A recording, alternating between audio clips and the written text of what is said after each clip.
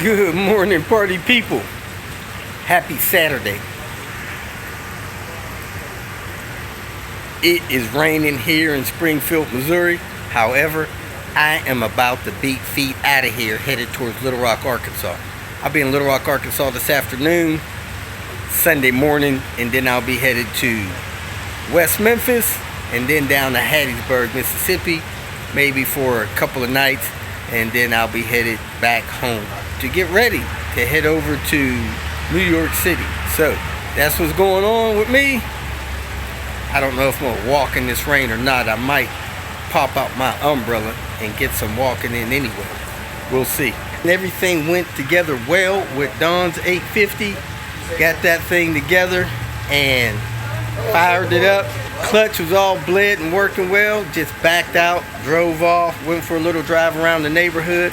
Then we worked on some of his interior bits, got some of that stuff straightened out, and we found a loose bolt on his anti-sway bar. He's got IPD anti-sway bars, blue in the front, black in the rear. However, the one bar in the back had a loose bolt. Looked like somebody put a bolt in, either cross-threaded it or the bolt had a different thread pitch than the nuts. Anyway, I stopped by Home Depot last night, got a bolt, some washers and nut. I'm gonna go by there, put that in, then I gotta drop this automatic transmission off somewhere before I head down through Arkansas. Catch you later. Thanks for watching.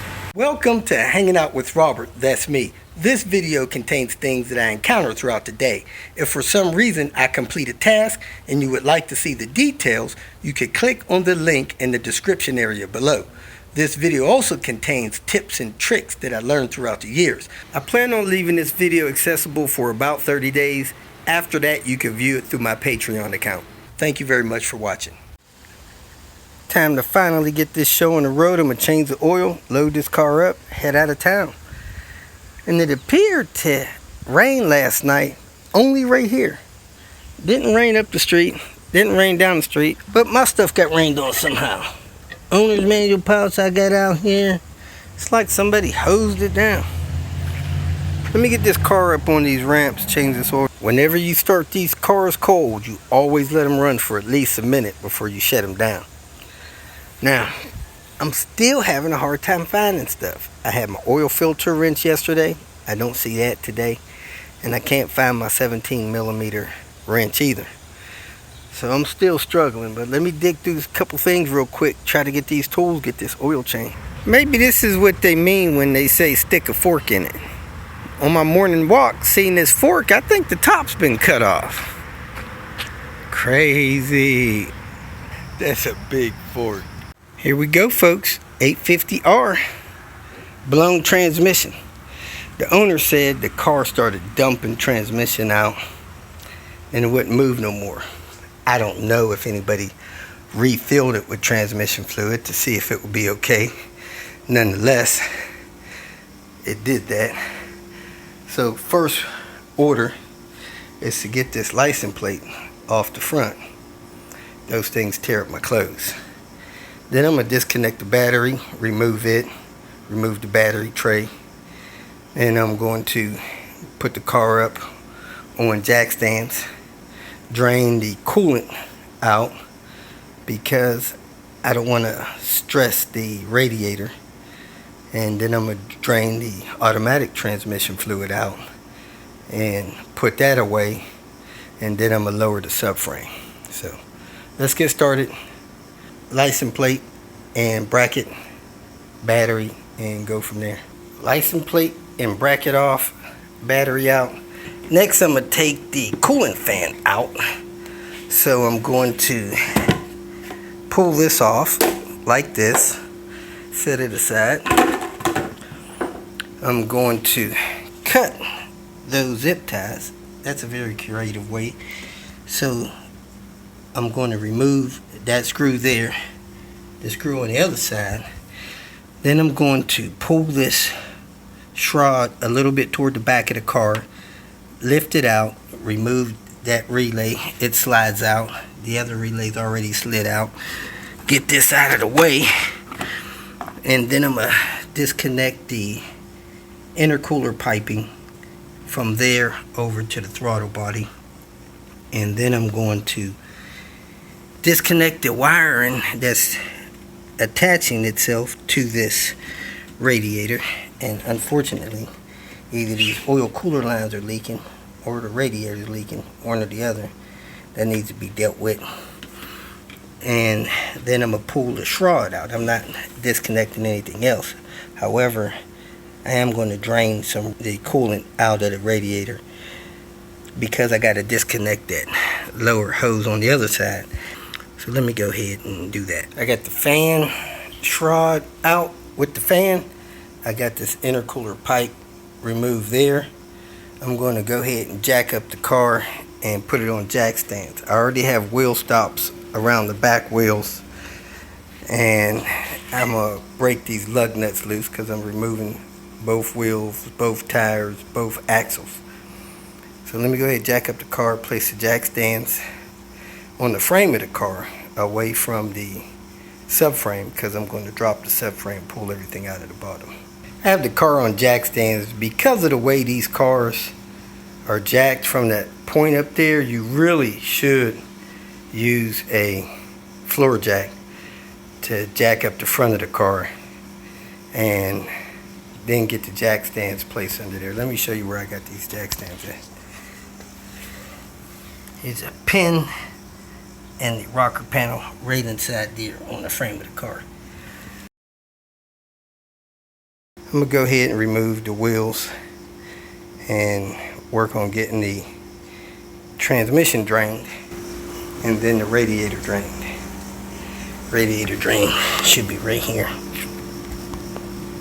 Car still has an air guide under it, so I'm going to remove that, a 10 millimeter usually on each side, get that out of the way.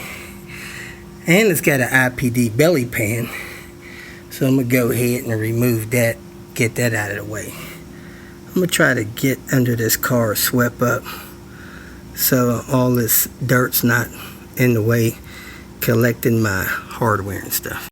I have some oil eater pads. The gray ones is for absorbing water-based products, and the white ones are designed for absorbing oil-based products. So I'm going to use those to catch any spills I have potential or going on. While the coolant is draining, I'm going to remove the air box, the intake tube going down to the turbo, and the battery tray here.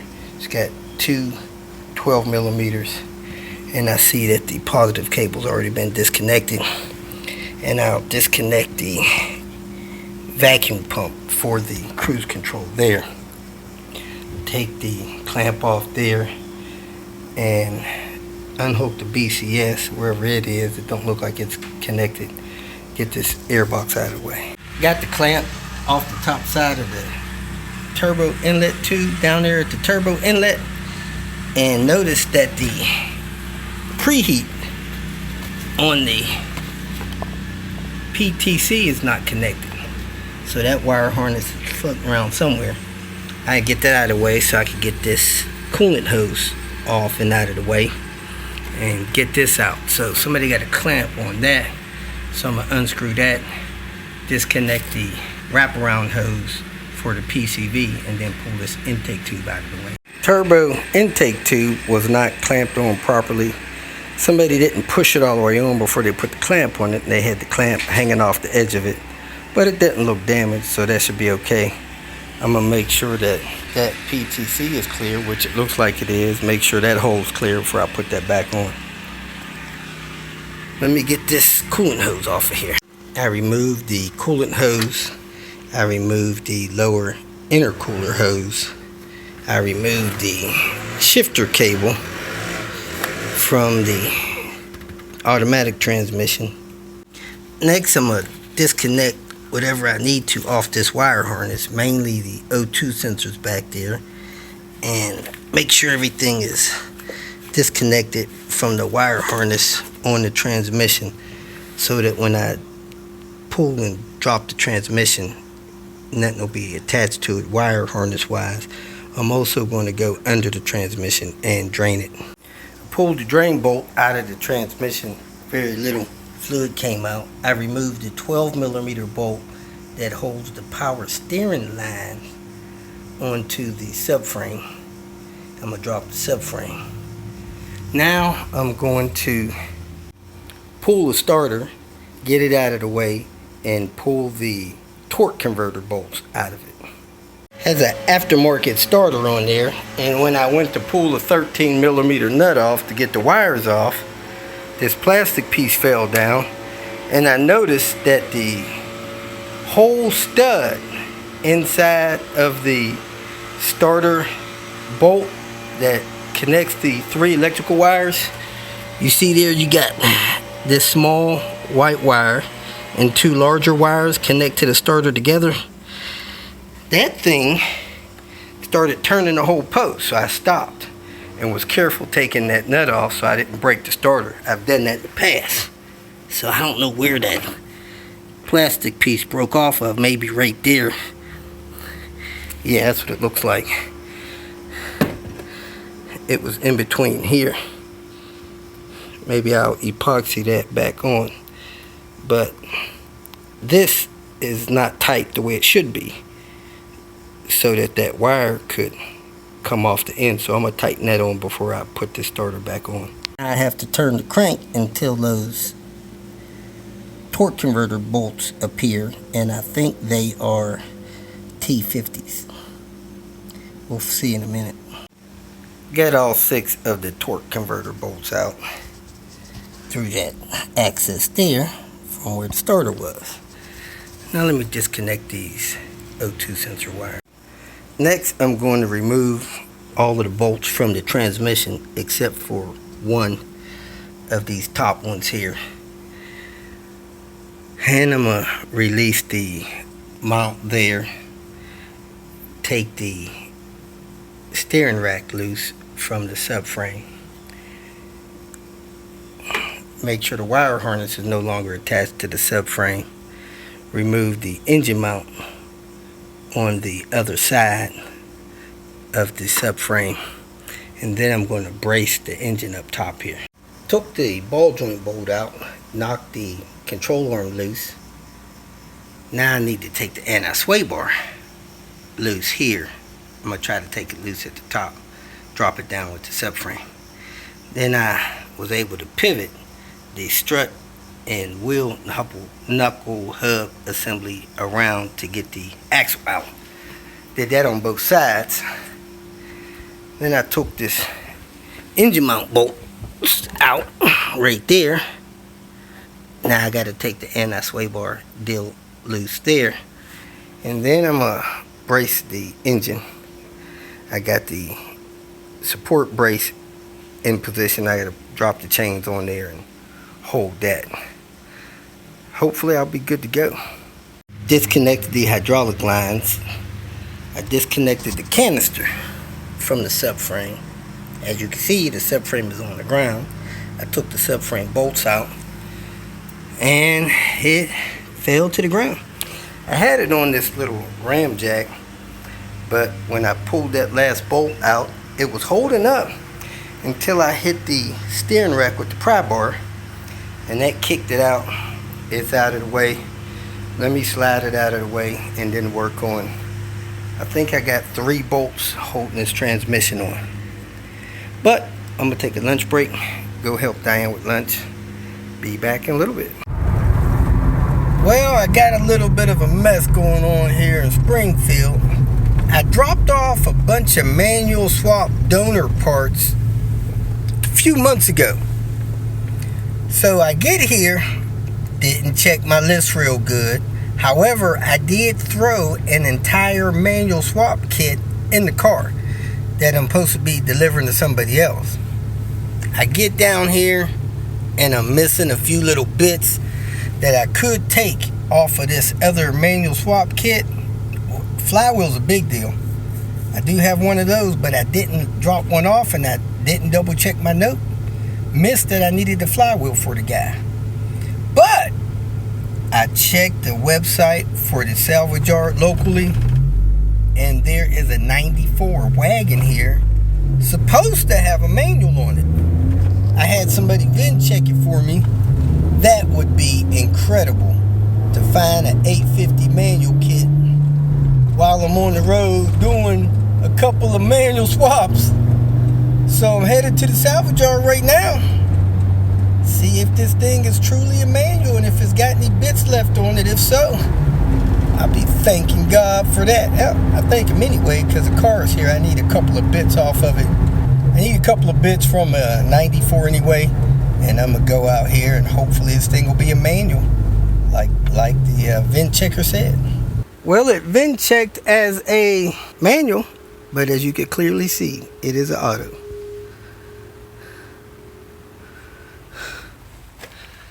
Nice try, my man. Somebody put an infinity speaker in there. Nice. Door panel's a little beat up, but he might still want it. Let's see. Well, the car wasn't a stick, but it had a few parts we could use, so I took what I could, headed back to the house, get that transmission out, get that flex plate off, put that flywheel on, and keep moving from there. I pulled the bolt out of the rear engine mount that holds to the steering rack because it has that bracket that attaches to it, and I think I'm going to bring that mount out with the transmission. So I put the transmission mount under the vehicle, under the transmission. I got the aft bolt out of the transmission. Now I'm taking this bolt out, the last one holding the transmission, and the transmission is starting to fall. So I'm going to go ahead and let this down so that the transmission is closer to the transmission jack, and I oiled it with some WD-40 so these bolts and stuff are not that tight. I'm going to have to let that down kind of far so the transmission can clear this fender well over here in the frame of the car. So I might pull this skirt out so I don't have to wrestle. Well, I might not have to wrestle with it with this skirt. I'll just pull it out from under there, or I'll have to redo those rivets. I think it'll get out from under there. Let me lower it low enough to get on the jack, then I'll strap it onto the jack and take that last bolt. The car really wasn't up high enough to get this out of here, so I kind of tipped it off of the transmission jack, had the transmission jack doing a wheelie, was able to squeeze it out from under here. But once I pulled the torque converter off back under there, I noticed this seal was destroyed. So something blew out this inner shaft seal, and that dumped the fluid. Transmission's probably still good. If anybody wants to buy it, let me know, and we'll make sure we get it to you. Shipping's probably about $700, so keep that in account. And you probably replace that seal and fill it up with fluid. It's probably good. The warranty is good until 6:30 our time, so you got about 48 minutes left on the warranty. Flywheel had some marks on it where the clutch had been sitting against it. Maybe it was in gear while it sat somewhere for a few years, so you can see a couple of marks where the clutch sat on it. So I went across there with this sanding wheel just to get down to the metal, get it cleaned up. There's no groove in this thing at all, or we'd have took it to have it turned. Also cleaned up the inside of this engine where the flex plate was, and something strange happened in here because there's grooves cut there in the oil pan and on the engine, grooves cut over here, couple of grooves across here. So maybe some bolts backed out of the flex plate holding the torque converter in, and that sent that thing spinning off balance and tore up that seal. Anyway, it doesn't look like the rear main seal's leaking, so I'm gonna put thread sealer on these bolts, put this flywheel up here. It looks wet, but it doesn't look like it was leaking. It doesn't look like oil's been gathering up. I don't think, hopefully it's not. We had so much transmission fluid there down here that was dirty. Can't really tell, but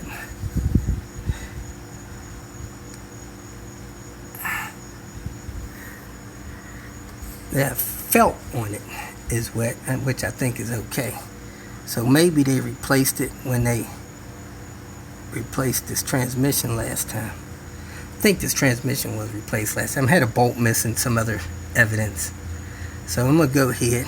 I see I got one guide pin back over here under the water pipe. I'm gonna go ahead and put the flywheel on and then work on some of this other stuff, getting the shift cables and all that stuff in here before I put the transmission in. If you feel that this information was useful, please like it and share it with your social media friends. You can subscribe to my channel so that you will get notifications of future videos that I post. You can follow me on Twitter, and if you need to contact me directly, please visit my website. And if you have any questions, leave them below, and someone or myself will reply to them. Again, thank you very much for watching.